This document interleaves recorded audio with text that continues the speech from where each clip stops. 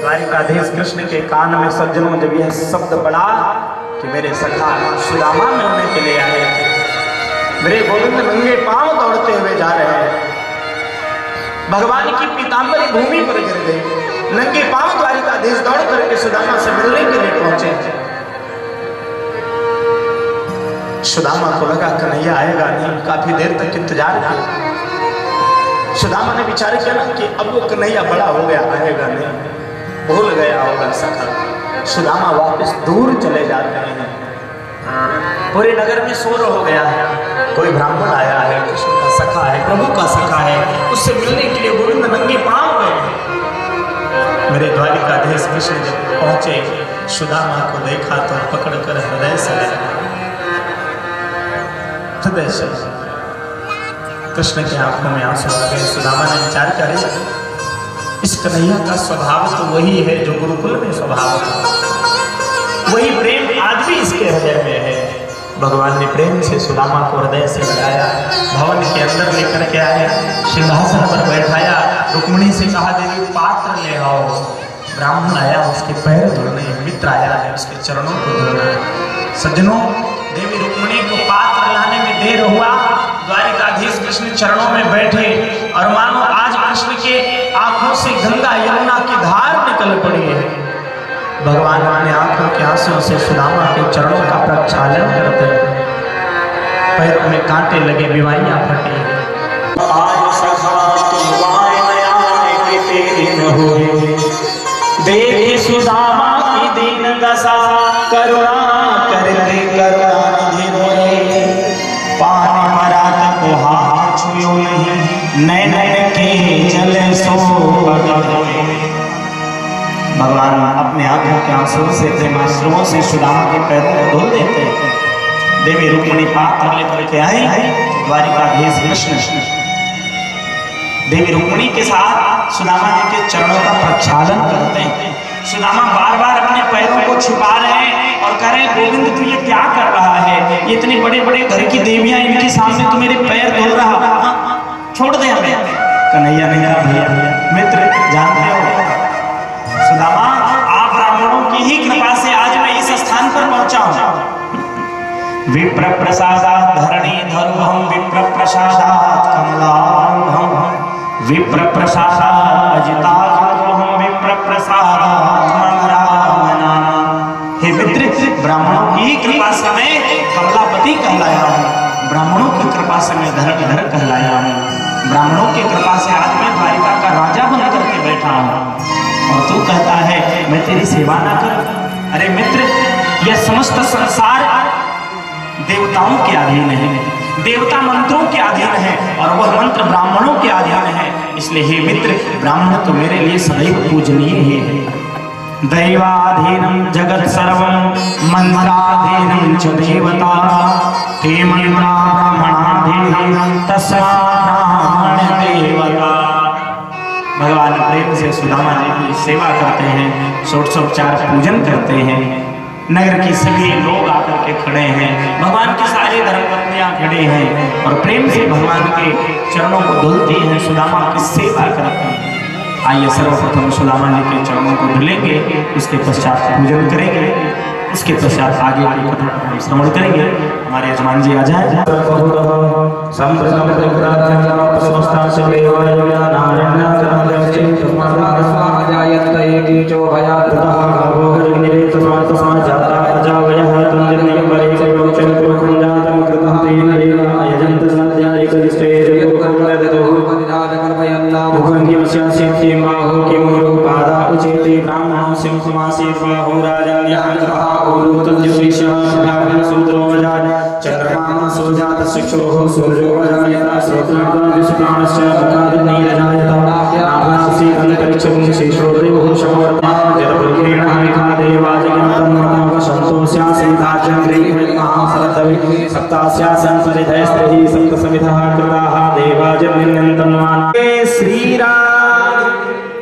द्वारकाधीश कृष्ण ने बड़े ही अद्भुत भाव से खा लिया।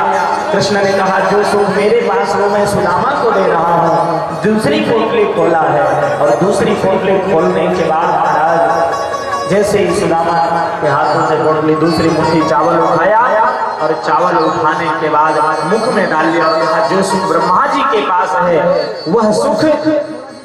वह सुख मैं अपने मित्र को दे रहा हूँ। तीसरी मुट्ठी जैसे ही खाने के लिए हाथ उठाए रुक्मिणी जी ने हाथ पकड़ लिया। गोविंद क्या कर रहे हैं? हाँ, सब कुछ ब्राह्मण को ही दे देंगे तो आप कहाँ पर रहेंगे? क्या बचेगा आपके पास में? हाँ, इतने ब्राह्मण के ऊपर फिदा मत होइए। ब्राह्मण था जिसने आपके वक्षस्थल पर लात मार दिया था। कन्हैया ने इशारे से कहा रुक्मिणी अगर ब्राह्मण नहीं होता तो हमारा और आपका विवाह भी नहीं होता। हाँ? ब्राह्मण ही पत्र आपका लेकर आया था, फिर मैं कुंदनपुर गया था और तब मैंने आपको प्राप्त किया। तो ब्राह्मण की ही कृपा से मैंने आपको प्राप्त किया। इसलिए हे देवी ब्राह्मणों को मैं सदैव इष्ट मान करके पूजता हूँ। आइए सुदामा जी के चरणों में हम सभी लोग भाव के साथ प्रणाम करते हैं।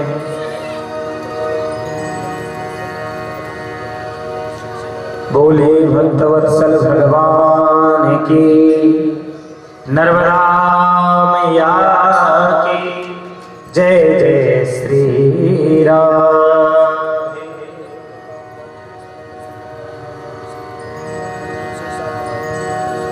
हर पल तुम्हारी याद आती रहे श्याम आती रहे।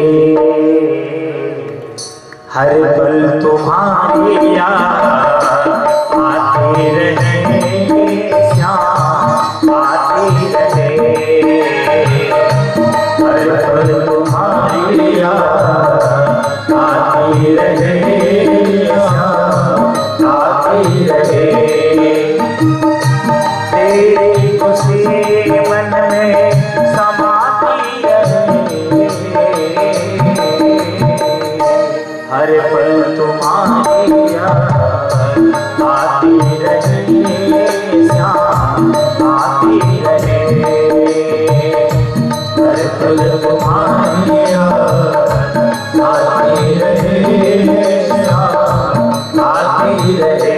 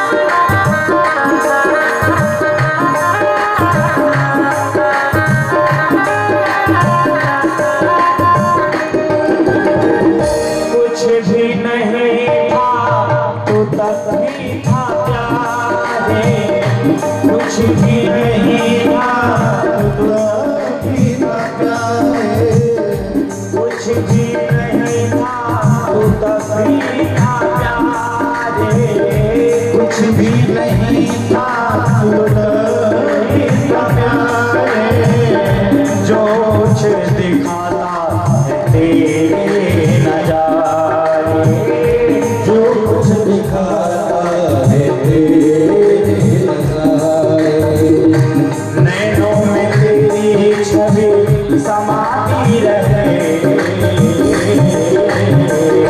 हर पल तुम्हारी याद आती रहे, शाम आती रहे, हर पल तुम्हारी याद आती रहे, शाम आती रहे।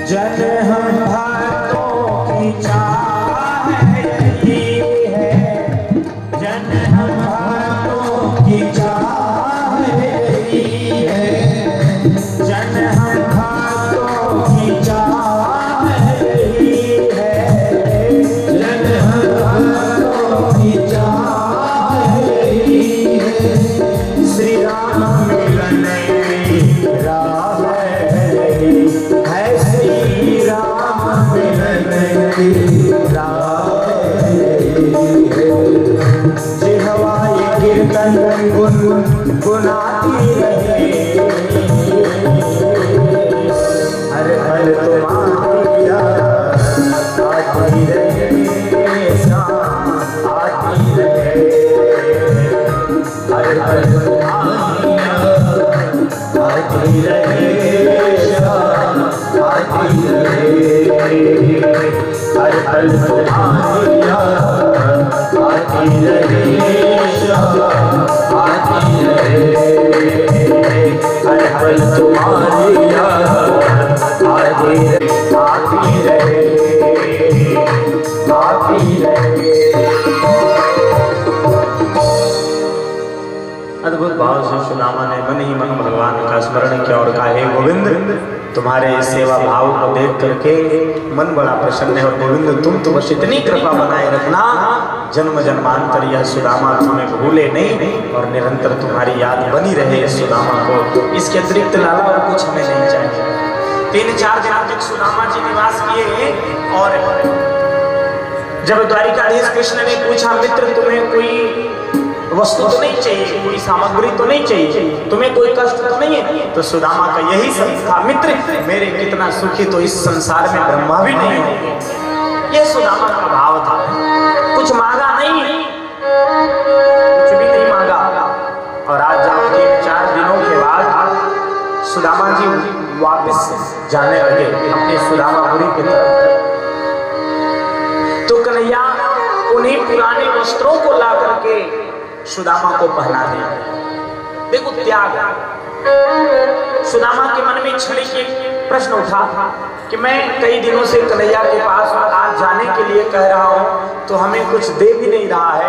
चलो कोई बात नहीं, जो हमारे ऊपर वस्त्र है, जो हमें इसने हार धारण कराया गले में, इससे तो हमारा जीवन आराम से यापन हो जाएगा, परिवार का भरण पोषण हो जाएगा। देखो कन्हैया भी कितनी अद्भुत कृपा करने वाले हैं। सुदामा के मन में क्षणिक यह भाव आया, तो संतों का ऐसा भाव है, भगवान तो अंतर्यामी समझ गए। सो कन्हैया ने उन्हीं पुराने वस्त्रों को सुदामा को पुनः धारण करा दिया, उन्हीं पुराने वस्त्रों को। कि हो सकता है अब तो मांग लेगा सुदामा, फिर भी मांगा नहीं। और उन्हीं पुराने वस्त्रों को धुला करके बढ़िया व्यवस्थित करके द्वारिकाधीश ने सुदामा को दिया। तो सुदामा समझ गए कि द्वारिकाधीश यह कहना चाहते हैं कि इनके जो वस्त्र आभूषण मेरे ऊपर में इसे यही निकाल। सुदामा ने उन वस्त्र आभूषणों को निकाल दिया और पुनः अपने पुराने वस्त्रों को धारण किया। और आज सुदामा पुनः अपने सुदामापुरी की तरफ प्रस्थान करते हैं। द्वारिकाधीश कृष्ण पूरे परिवार के साथ सुदामा को पहुंचाने के लिए जाते हैं। विचार किया हो सकता कुछ तो मांगेगा, परंतु मांगा कुछ नहीं। खाली हाथ सुदामा वापस सुदामापुरी के लिए प्रस्थान करते हैं। सुदामा जब अपने नगर में पहुंचे ना, तो जहां पर सुदामा जी की कुटिया थी वहां स्वर्ण का भवन बन गया था। बड़ी सुंदर सुंदर अटारियां थी। तो सुदामा ने पूछा, भैया यह कौन सा नगर है? तो लोगों ने कहा यह सुदामापुरी है। सुदामा ने सोचा, अरे यहाँ तो मेरी झोपड़ी थी, यहाँ पे स्वर्ण का भवन कहाँ से आया? और अपना भवन बना लिया होगा स्वर्ण का। सुदामा वापस जाने लगे। फिर मन में आया, नहीं पूछे तो सुदामा है कहाँ? तो सुदामा जी ने